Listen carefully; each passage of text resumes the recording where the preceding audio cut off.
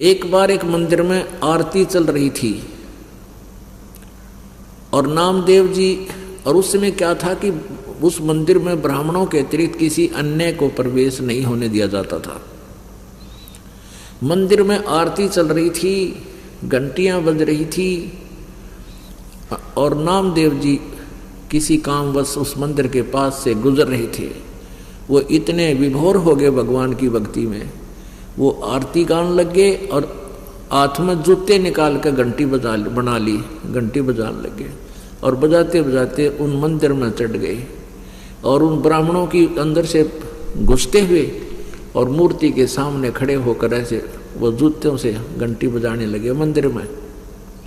अब ब्राह्मणों ने उसका पकड़ कर, उस पुजारी ने पकड़ कर उसको और मंदिर के पीछे पटक दिया कि इसने हमारा भट्ठा बैठा दिया, भ्रष्ट कर दिया, इसने जूतों समेत आ गया, ये दूसरी जाति का, छोटी जाति का। अब नामदेव जी पीछे धक्का दिया, पीछे बैक साइड में पड़ गए और पड़े पड़े भी उस भगवान की आरती गा रहे हैं और वो घंटी बजा रहे हैं जूतों से।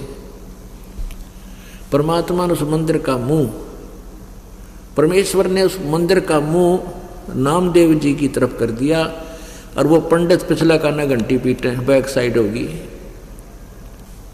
अब परमात्मा का नाम लेने से, कबीर जी की शरण में आने से पहले भी नामदेव जी साधना करते थे।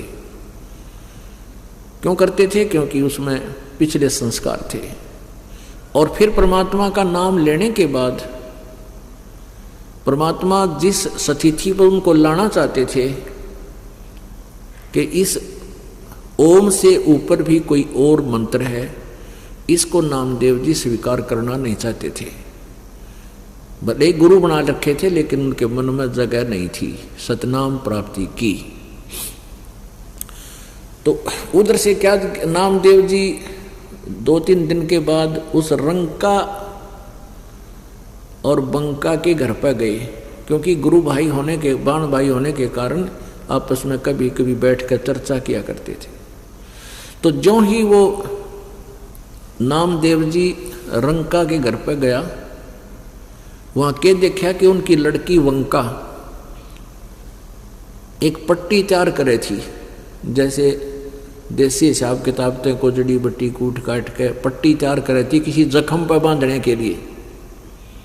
नामदेव ने पूछा, बहन क्या हो गया, किसको क्या लग गया, क्या आंटी को कुछ हो गया या अंकल के कुछ चोट लग गई? कहने लगे, रे नामदेव तुम